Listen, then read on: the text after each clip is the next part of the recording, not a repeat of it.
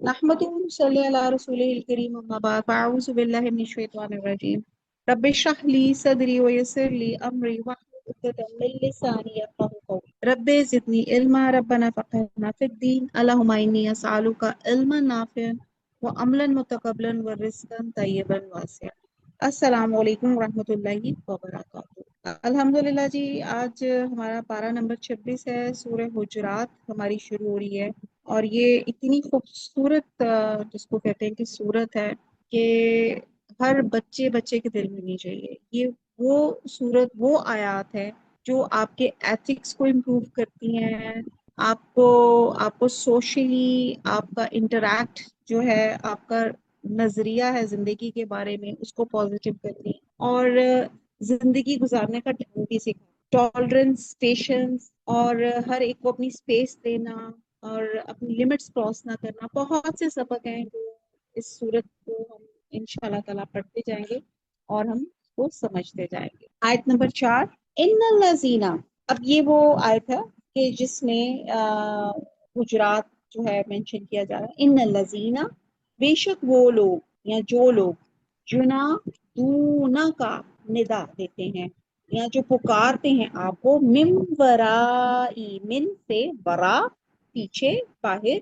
अल हुजुराती, हुजरों के, अक्सर उनके, ला नहीं, याकिलून,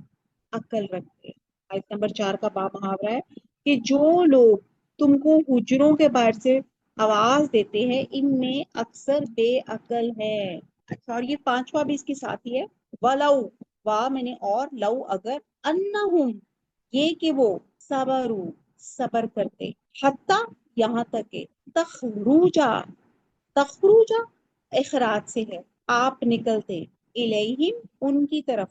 ला काना, अलबत्ता होता, खैरन, बेहतर, लहुम, उनके लिए, वल्लाहु, और अल्लाह ताला, गफूरुन रहीम, गफूर बख्शने वाला, रहीम रहम करने वाला है। आयत नंबर 5 का बा मुहावरा कि अगर वो सब्र किए रहते यहाँ तक के आप खुद निकल कर इनके पास आते तो ये उनके लिए बेहतर था। अल्लाह बख्शने वाला मेहरबान है।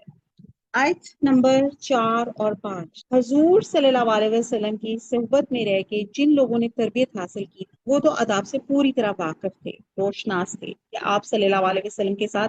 किस तरह बातचीत करनी है, आपकी मसरूफियात को खूब जानते थे। इसलिए वो आपसे मुलाकात के लिए उस वक्त हाजिर होते जब आप मस्जिद में तशरीफ फरमा होते। वो आपको मजलिस में ना पाते तो आपकी तशरीफ आवरी का इंतजार करते और किसी शदीद जरूरत के बगैर आपको बाहर तशरीफ लाने की जहमत ना देते। कि हो सकता है कि आप सल्लल्लाहु अलैहि वसल्लम वही की कैफियत में हो, लेकिन अरब के इस माहौल में लोगों को शाइस्तगी की तरबियत नहीं मिली। ऐसे लोगों से हुजूर सल्लल्लाहु अलैहि वसल्लम को अक्सर वास्ता पड़ता था जो आदाब से नावाकिफ थे। इनके रवैये हुजूर सल्लल्लाहु अलैहि वसल्लम को तकलीफ देते थे। आप अफू और दरगुजर से काम लेते थे क्योंकि आप तभी तौर पे अल्लाह सुब्हाना ताला ने आपको बहुत, जिसको कहते हैं कि इंतहाई अच्छे अखलाक वाला आपको अल्लाह ताला ने बनाया था। तो आखिरकार अल्लाह ताला ने इस मामले में मुदाखलत फरमाई। मतलब क्या था कि लोग, जैसे यहाँ पे हम देखते हैं कि जब भी कोई रिलीजियस एसोसिएटेड कोई बंदा होता है या कोई होता है, आपको कोई मसला याद आता है, फटाफट आप फोन खटकाते हैं या फटाफट उसके घर बेल देना कि ये जी मसला है जी, हमें बताएं। आपको नहीं पता वो टाइम उस शख्स का आराम करने का है, क्या पता वो वॉशरूम में हो, क्या पता किसी भी मामले में मसरूफ हो। तो और हमें लगता है कि जब हम उठे हुए हैं तो लगता है कि सारी दुनिया उठी हुई है, ऐसे ही लगता है ना। तो यहाँ पे अल्लाह सुब्हाना ताला ने वहां के माशरे को भी और बिल अमूम इन जनरल हम सबको एक तमीज सिखाई कि जब हमने किसी के घर जाना है या कैसे जाना है तो किस तरह इजाजत लेनी है, उनका भी देखना है कि अगला बंदा भी जो फ्री है, रेस्ट तो नहीं कर रहा। और यहाँ पे हुजूर सल्लल्लाहु अलैहि वसल्लम जो थे इंतहाई अफू दरगुजर से काम लेते थे। जो जब भी कोई इंसान उनसे कोई मदद के लिए, किसी भी सवाल के लिए, किसी भी मसले के लिए आपको पुकारता था तो आप फौरन जाकर उसकी हेल्प किया करते थे। और तब अल्लाह सुब्हाना ताला ने जो था इस मामले में मुदाखलत फरमाई, लोगों को मलामत की और हदायत की कि जब वो आपको मिलने के लिए आए और आपको मौजूद ना पाए تو پکار پکار کر آپ کو بلانے کی بجائے صبر کے ساتھ اس وقت کا انتظار کریں جب آپ خود ان سے ملاقات کے لیے باہر تشریف لے آئیں۔ اب یہ دیکھیں کہ ہم ساتھ ساتھ اس کی تفصیل اور اس کو ہم کیسے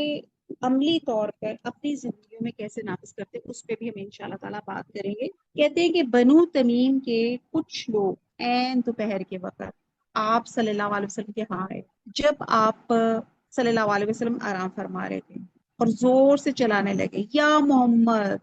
وہ پکارنے لگے اخرج یا محمد، اخرج یا محمد، کہ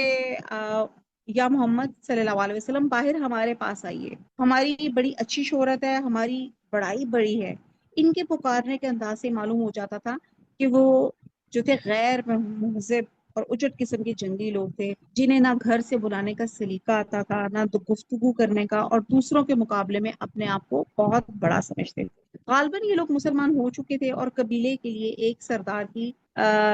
تقرری کی درخواست لے کر آئے تھے۔ تو اکثر بدو لوگ اس بھونڈے انداز میں آپ کو گھر سے بلاتے اور گفتگو کرتے، اور آپ اپنی طبی شرم و حیا کی وجہ سے انہیں کچھ نہیں کہتے تھے، اور ایسی ناشائستہ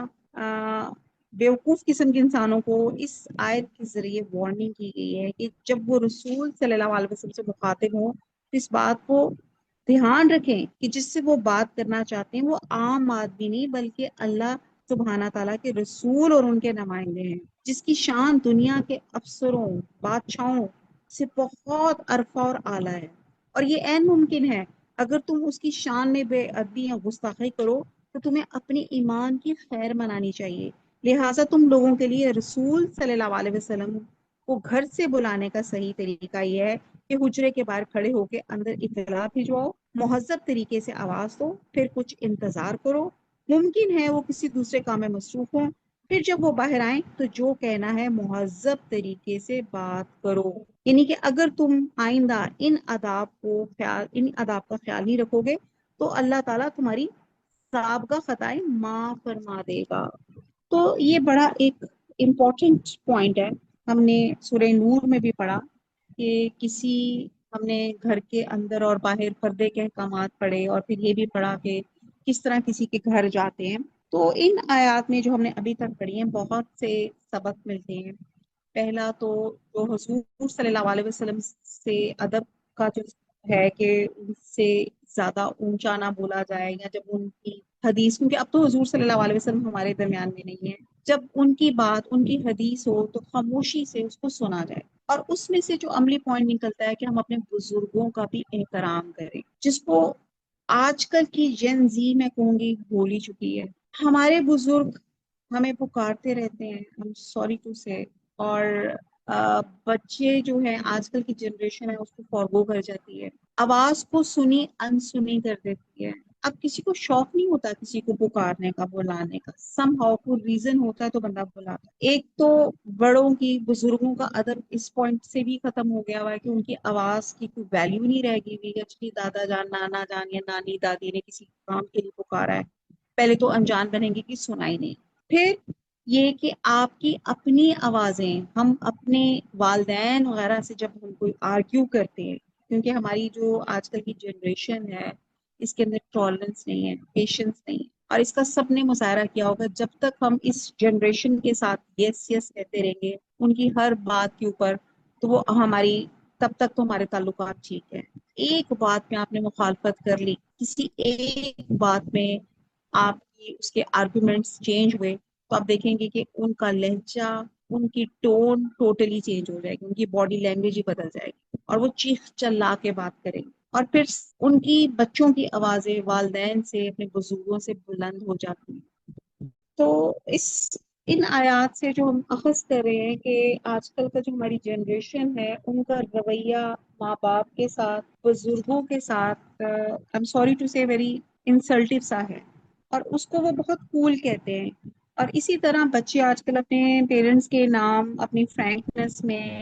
جی فرینڈشپ لیول ہے، باپ کو بجائے ادب سے پکارنے کی ڈائریکٹ اس کا نام ہی پکار لیں گے۔ تو یہ اللہ تعالیٰ نے ایک رسپیکٹ کے کچھ پہلو رکھے ہوئے ہیں، ہر رشتے کے اپنے ادب کے تقاضے ہیں، اور وہ اپنے ادب کے تقاضوں میں ہوں تو ہی خوبصورت لگتے ہیں۔ تو یہاں ہم بات کر رہے تھے کہ آپ کے جو ہمارے جو آج کل کے بچے ہیں انہیں اپنے بزرگوں سے، اپنے والدین سے کس طرح بات کرنی چاہیے، کس عاجزی کے ساتھ، کس طرح نظریں جھکا کر ان کی آواز اپنے والدین سے بلند نہیں ہونی چاہیے، اور رشتوں کا احترام کریں، اپنے اساتذہ کا احترام کریں، اپنے بزرگوں کا احترام کریں۔ وہ کہتے ہیں ایک حدیث کا مفہوم ہے کہ جو ہمارے بزرگوں کا احترام نہ کرے اور چھوٹوں پہ شفقت نہ کرے وہ ہم میں سے نہیں ہے۔ تو یہ احترام کسی ذات یا شخصیت کا نہیں ہے، بلکہ دین کا احترام ہے، یعنی کہ یہ دین کی، ہمارا دین ہی ایسی خوبصورت اخلاق سکھاتا ہے۔ اور ایک جگہ آتا ہے کہ مجھ سے قریب تر وہ لوگ ہیں جنہوں نے قربانیاں دی ہیں۔ تو جو آپ صلی اللہ علیہ وسلم کی شان میں گستاخی کرنے والا ہے، جو آپ کے دین کو ہلانے والا ہے، تو پھر ایسے معاشرے میں رہنا مشکل ہو جاتا ہے، اور علم جو ہے وہ نیچے آ جاتا ہے، اخلاقیات نیچے آ جاتی ہے۔ تو بہرحال کہنے کی بات یہ ہے کہ اپنے بزرگوں سے آپ نے کس طرح بات کرنی ہے، اس صورت میں ہمیں سمجھ آتا ہے کہ آپ کی آواز بلند نہ ہو، آپ کی آواز ٹونٹیو نہ ہو۔ آپ ٹونٹس بھی دیتے ہیں بڑے، اور کیونکہ ہم بزرگ اس لیول پہ پہنچ چکے ہوتے ہیں کہ ہمیں آج کل کی جنریشن کی ان کی جو سلینگ ہے سمجھ نہیں آ رہا ہوتا، اور اگر ہمیں وہ بات نہ سمجھ آئے تو وہ مذاق اڑاتے ہیں کہ لو جی ان کو تو سمجھ ہی نہیں آیا، آنٹی کو یا فلانی کو، یہ اس سب چیزوں کو۔ تو بہرحال اللہ تعالیٰ ہمیں ہمارے والدین کے لیے صدقہ جاریہ اور ہماری اولاد کو ہمارے لیے صدقہ جاریہ بنائے۔ تو یہاں پہ جو باتیں ہم نے وہ سیکھی ہیں وہ کچھ یہ ہیں کہ دین کے معاملے میں اپنے طور پہ کوئی فیصلہ نہ کریں، اپنی سمجھ اور رائے کو ترجیح نہ دیں، بلکہ اللہ اور اس کے رسول کی اطاعت کریں۔ اپنی طرف سے دین میں اضافہ یا بدعت کی ایجاد، یعنی کہ اللہ اور رسول سے آگے بڑھنے کی ناپاک جسارت ہے جو کسی بھی صاحب ایمان کے لائق نہیں ہے۔ اور اسی طرح کوئی فتویٰ قرآن اور حدیث میں غور و فکر کے بغیر نہ دیا جائے۔ اور ایک بات یہ بھی پتہ چلتی ہے، جیسے ایک دفعہ حضرت عائشہ جو تھی، ایک دفعہ کچھ لوگ حضور صلی اللہ علیہ وسلم سے مل گئے، تو حضرت عائشہ کی حجرے کے بعد نا ویٹ کرنے کے لیے بیٹھ گئے۔ اب وہ لوگ آپس میں باتیں کرنے لگے، اور انہوں نے باتیں کچھ یوں کرنا شروع کر دی کہ بھئی، اب ان کا تھا کہ حضور صلی اللہ علیہ وسلم بہت عبادت کرتے تھے، انہوں نے کہا کہ ہم تو ویسی عبادت کریں گے کہ ہم روزے رکھیں گے اور مسلسل روزے رکھیں گے۔ ایک نے کہا کہ میں تو اپنی بیوی کے پاس بھی نہیں جاؤں گا، ایک نے اسی طرح آگے کہا کہ میں رات کو سوؤں گا نہیں، یعنی کہ انہوں نے کہا کہ ہم اتنی زیادہ عبادت کریں گے کہ ہم اللہ کے رسول سے ہم آگے نہیں، کہ اللہ معاف کرے کہنے کی بات میں مجھے تو کہتے بھی ڈر یہ چیز آتی ہے۔ اور جب حضرت عائشہ نے حضور صلی اللہ علیہ وسلم کو ان کی باتیں بتائیں تو آپ صلی اللہ علیہ وسلم بہرم ہوئے، تو انہوں نے کہا کہ دین میں ایک جس کو کہتے ہیں ایک بیلنس ہے۔ آپ سوئیں بھی، آپ عبادت بھی کریں، آپ ریسٹ بھی دیں، آپ کے جسم کا بھی حق ہے آپ کے اوپر، آپ کی بیوی کا بھی حق ہے، اور آپ ریسٹ بھی کریں، آپ سوئیں بھی، آپ عبادت بھی کریں، آپ اپنے فیملی کا، اپنے گھر والوں کا بھی حق ادا کریں۔ تو یہ تمام چیزیں ہیں جو آپ، یعنی کہ ایک دین آپ کو، ایک بہترین دین جو ہمارا ہے، یہ ہمیں ایک بیلنس سکھاتا ہے دین اور دنیا میں، کہ نہ صرف یہ کہ رہبانیت جو ہے اسلام میں نہیں ہے کہ آپ ٹوٹل ایک طرف بالکل دین کی طرف لڑک جائیں اور پورا معاشرہ، اپنی سوسائٹی، اپنی فیملی سے نکل جائیں۔ تو دین ایک خوبصورت دین ہے۔ اسی طرح ایک شخص کہتا ہے کہ بھئی میں 2 نفل کی بجائے میں 4 نفل پڑھ لیتا ہوں، آئی مینس کہ 4 سنتوں کی بجائے سمجھے جیسے میں 5 سنتیں پڑھ لیتا ہوں، میں زیادہ پڑھ لیتا ہوں۔ تو یہ بھی سب چیزیں جو ہے کہ یہ اللہ اور اس کے رسول سے آگے بڑھنے والی باتیں، کہ جو اللہ تعالیٰ نے جس طرح سے عبادت کا طریقہ، یہ جو چیز بتا دی، ہم نے اسی طرح سے کرنی ہے۔ ہم نے اپنی طرف سے کوئی ایجاد یا اپنی طرف سے سوچنا کہ نہیں جی 4 سے اگر میں 5 پڑھ لیں گے تو کون سا ہوگا، زیادہ ہی پڑھ لیا نا، بھول چوک ہو جائے وہ ایک علیحدہ چیز ہے، لیکن اگر آپ ڈیلیبریٹلی ایسی باتیں کریں تو اللہ اور اس کے رسول سے آگے بڑھنے والی باتیں ہیں۔ اور پھر جہاں تک رسپیکٹ کی بات ہے، امام والی کے بارے میں آتا ہے کہ ایک مجلس میں وہ درس حدیث دے رہے تھے، تو ایک بچھو نے کئی مرتبہ ان کو کاٹا، لیکن وہ اپنی جگہ سے ٹس سے مس نہیں ہوئے، چہرے کا رنگ زرد ہو گیا لیکن وہ اٹھے نہیں۔ جب مجلس ختم ہوئی تو دیکھا کہ کئی جگہ ڈنک جو تھا لگا ہوا تھا، اس نے مارا ہوا تھا۔ تو لوگوں نے پوچھا اتنے درد کے باوجود آپ نے کیسے ضبط فرمایا؟ تو فرمایا یہ اللہ کے رسول کی محفل تھی، یعنی کہ یہ نہیں کہ یہ حکم صرف زندگی تک کے لیے تھا، بات کے لیے بھی ہے۔ آج ہمارے ہاں ادب و احترام کے پیمانے ختم ہو کے رہ گئے، یہی وجہ ہے کہ بے ادب، بے نصیب، کہ جب اللہ اور اس کے رسول کا احترام بھی نہیں تو ان کی بات کا احترام کہاں سے ہوگا؟ جب تک کہ ان کی لائی ہوئی تعلیم کا احترام نہ ہو اس وقت تک ادب و احترام باقی سب کے لیے بیکار ہے۔ پھر ہم دیکھتے ہیں کہ جب ہم ان ہستیوں کا احترام نہیں دیتے، ان کو ڈیو رسپیکٹ نہیں دیتے، پھر اللہ تعالیٰ سے کس صلے کی، کس اجر کی ہم توقع کریں گے؟ سارے اعمال برباد ہو سکتے ہیں اگر اللہ اور اس کے رسول کا ادب احترام نہ ہو۔ اور پیچھے بھی ہم نے بھی پڑھا تھا کہ حضور صلی اللہ علیہ وسلم کی جو عزت کے، ان کے ادب کے تقاضے تھے، تو عزروہ و توقروہ، اور یہاں بھی فرمایا گیا کہ تم نے آوازیں بلند کی ہیں، اس طرح ان سے بات کی ہے جس طرح آپس میں تم دوست آپس میں مل کے بات کرتے ہو، اس طرح تو تمہارے اعمال برباد ہو جائیں گے۔ اور غار ثور کا بھی بڑا ایک امپورٹنٹ واقعہ ہے اگر آپ کو یاد ہو، جب حضور صلی اللہ علیہ وسلم کہتے ہیں کہ جب حضور صلی اللہ علیہ وسلم اور حضرت ابو بکر صدیق غار ثور میں تھے، حضرت ابو بکر نے غار صاف کیا حضور صلی اللہ علیہ وسلم کے لیے، اور آپ بیٹھے تو حضور صلی اللہ علیہ وسلم نے ان کے زانوں پہ اپنا سر رکھ دیا اور آپ سو گئے۔ اور حضرت ابو بکر جو تھے انہوں نے پورا غار صاف کیا تو ایک جگہ جو تھی سوراخ سا تھا، تو وہاں سے کوئی بچھو یا کوئی آنا چاہ رہا تھا